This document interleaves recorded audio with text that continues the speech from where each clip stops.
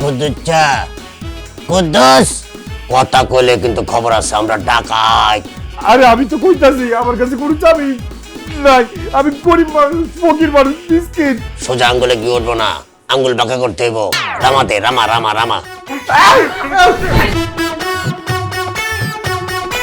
আব্বা আরে জামাই বাবাজি, আপনাদের জন্য কত বড় মাছ নিয়ে আইছি। খোদা রে, এত বড় মাছ আমার বাড়িতে।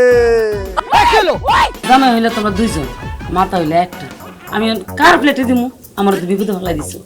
আব্বাজানের যে বয়স, কয়দিন বাঁচে, আব্বাজানের খাওয়া উচিত। কোন দিন না খায় না খায় মরে যায় বলা যায় না তো।